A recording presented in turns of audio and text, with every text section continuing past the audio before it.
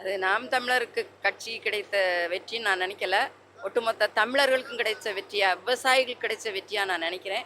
தமிழர்கள் ஏமாற்றப்பட்டு கொண்டு இருக்கிறோம் என்கிற அந்த ஒரு நிலையில இருந்து, இனி நம்மளை ஏமாற்ற முடியாதுங்கிறத இந்த விவசாயிகள் சின்னம் வந்து திரும்ப கிடைச்சது ஒரு பெரிய மகிழ்ச்சி எங்களுக்கு.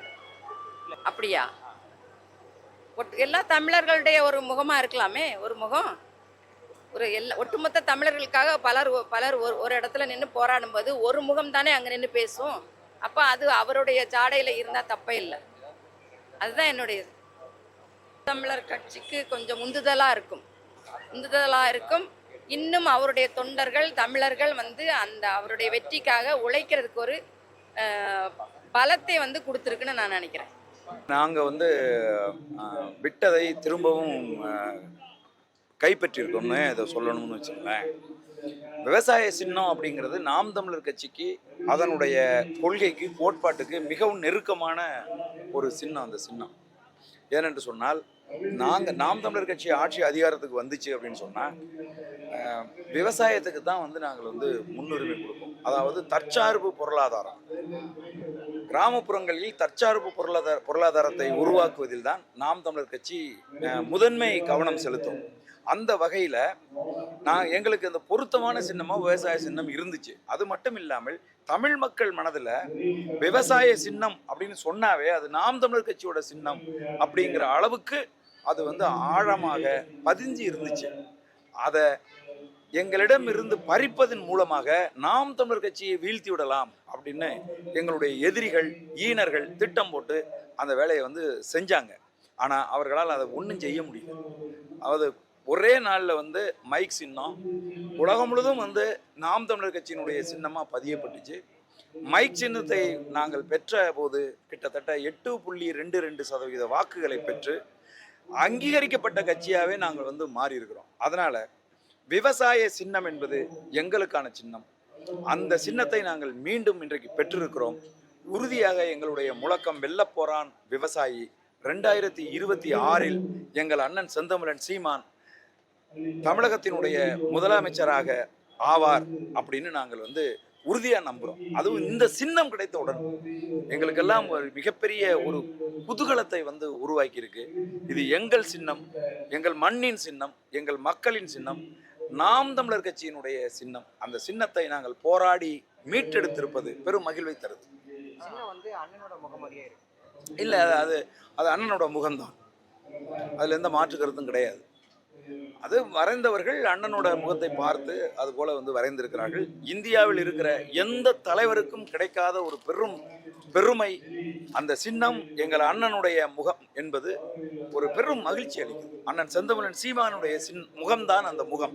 அதில் எந்த மாற்று கருத்தும் கிடையாது. எங்கள் சின்னம், நாம் தமிழர் கட்சி எல்லாமே இன்றைக்கு வந்து அவருடைய முகமாக மாறி இருக்கிற போது எங்கள் சின்னமும் வந்து அந்த முகமாக இருக்கு அப்படிங்கிறது எங்களுக்கு பெருமை, மகிழ்ச்சி இருக்குது. நம்ம எதிர்பார்த்தது தான். அது நம்ம கிட்டத்தட்ட ஒரு 3 சின்னங்கள், விவசாயிலே 3 சின்னங்கள் எழுதி கொடுத்துருக்கோம். அதில் ஒரு சின்னம் தான் கிடச்சிருக்குது. அதனால் பெரும் மகிழ்ச்சி அளிக்குது. ஏன்னா வேறு சின்னம் கொடுக்க முடியாது. இப்போ ஏன்னா நாங்கள் கேட்குற ஏதாவது ஒரு சின்னம் கொடுத்தாங்கன்னா திரும்ப நாங்கள் விவசாயி தான் கேட்போம். அவங்க வேறு எந்த வடிவத்தை கொண்டு வந்தாலும் நாங்கள் விவசாயி சின்னமாக தான் கேட்டுக்கிட்டே இருப்போம். அதனால் விவசாயி கிடைக்கிறது ரொம்ப மகிழ்ச்சி அளிக்குது. அப்படி அது நம்ம வரைஞ்சி கொடுத்தது. இன்னும் ஒரிஜினல் சின்னத்தை வந்து தேர்தல் ஆணையம் வெளியிடும் போது தான் தெரியும். உங்களுக்கு விளங்கும்னு நினைக்கிறேன். நாங்கள் வந்து ஏற்கனவே ஒரு விவசாயி இருந்துச்சு இல்லையா, நம்ம கரும்பு விவசாயி வச்சுருந்தாங்க இல்லையா, அதை நாங்கள் தான் விவசாயின்னு கொண்டு போய் சேர்த்தோம். அது வந்து குப்பையில் போட்டு வச்சுருந்தாங்க அந்த சின்னத்தை. அதை நாங்கள் ஒழுங்குபடுத்தி வரைஞ்சி தேர்தல் ஆணையத்துக்கு கொடுத்து இது போல் எங்களுக்கு சின்னம் கொடுங்கன்னு சொல்லி கேட்கும்போது தான் அவங்க அது ஒரு அழகுபடுத்தி கொண்டு வந்து கொடுத்தாங்க. அது பார்க்கும்போது அழகாக இருந்துச்சு. இது நம்ம வரைஞ்சி கொடுத்த சின்னம். அது இனிமேல் தேர்தல் ஆணையம் அந்த சின்னத்துக்கு வந்து எப்படி அவங்க வரைஞ்சிருக்காங்கன்னு தெரியல, அது கொடுப்பாங்க. நம்ம அதில் இன்னும் கொஞ்சம் பெருசுபடுத்தி கொடுக்குறதா, சிறுசுபடுத்தி கொடுக்குறதா, அதை ஒழுங்குபடுத்தி நமக்கு இன்னும் ஓராண்டு இருக்கிறதுனால அதுக்குள்ளே நம்ம எதாவது செய்ய முடியும். எப்படினாலும் நம்மளுக்கு தொந்தரவு கொடுக்க தான் செய்வாங்க தேர்தல் ஆணையம். உங்களுக்கு தான் தெரியுமில்ல, இறுதி நேரத்தில் வந்து உங்கள் சின்னம் மங்களாயிருச்சுன்னுருவாங்க. புரியுதா உங்களுக்கு? அதனால் அதையெல்லாம் எதிர்கொண்டு தான் நான் இப்போவே அந்த பிரச்சாரத்தை நாங்கள் தொடங்குறதுக்கான வாய்ப்பு இருக்கும். இந்த சின்னத்துக்காக தான் காத்திருந்தார் அண்ணன். அதனால் விரைவில் எல்லா பகுதிகளுக்கும் வேட்பாளர் யாருன்னு அறிவிக்க தொடங்கிடுவாங்க. கரும்பு விவசாயிக்கும் விவசாயம் தான் பேர் வச்சிருக்கீங்க. இப்ப இந்த சின்னத்துக்கும் விவசாயின்னு பேர் வைக்கிறீங்கன்னா, ஏற்கனவே இதை ஒருத்தர் தெலுங்கு கோஷ்டி வாங்குச்சு இல்ல, அவங்க இது எப்படி உங்களோட பேரை பயன்படுத்தி வாக்கு வாங்கிருக்காங்களா? இல்லை அது இப்போ நீங்கள் ஒரு உதாரணத்துக்கு என்னன்னா, ஒரு தடவை தான் டூப்ளிகேட் போட முடியும், ரெண்டும் ஓயாமல் டூப்ளிகேட் போட முடியாதுல்ல. ஒரு தடவை டூப்ளிகேட் போட்டு முடிச்சு விட்டாங்க, திரும்பவும் அதே டூப்ளிகேட்டை மக்கள் நம்பி இப்போ ஒரு உதாரணத்துக்கு இன்னும் எம்ஜிஆர் இருக்காருன்னு நம்புகிற மக்கள் இருக்கிறாங்கல்ல, அவங்க பூரா ரெட்டலைக்கு ஓட்டு போடுறாங்கல்ல, அது போல் நினச்சிக்கங்க. விவசாயிக்குன்னு ஒரு ஓட்டு இருக்குன்றது மகிழ்ச்சி தானே. நம்ம இல்லைனாலும் ஏதாவது ஒரு விவசாயி நம்ம பயன்படுத்துகிற விவசாயியை பயன்படுத்தி ஒருத்தன் ஒரு 2-3 லட்சம் ஓட்டு வாங்குறான்னா மகிழ்ச்சி எடுத்துக்கிற வேண்டியதானே. அப்படியாவது நம்ம சந்தோஷத்துல இருந்து கொஞ்சம் மகிழ்ச்சி அடைய வேண்டியதான். பேர் மாத்தாம விவசாயம் தான் வச்சிருக்கீங்க. உங்களுக்கு ஒன்று புரிஞ்சுக்கோங்க, அதாவது வந்து கரும்பு விவசாயம் பார்க்குறவன் தான் விவசாயி, நெல் விவசாயம் பார்க்குறவன் தான் விவசாயி, ஏர் ஓட்டுறவன் தான் விவசாயி, அப்படிலாம் கிடையாது.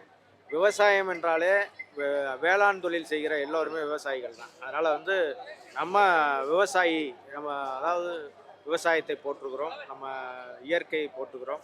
சின்னம் வந்து எங்கள் கட்சியினுடைய கோட்பாட்டோடு ஒன்றாக இருக்குது. இன்னொன்று தற்சார்பு பொருளாதாரத்தை முன்னிறுத்துகிறோம். விவசாயிகளை வந்து அரசு பணியில் ஈடுபடுத்துவோம்னு சொல்கிறோம், அரசு பணியாளர்களை மாற்றுவோம்னு சொல்கிறோம்.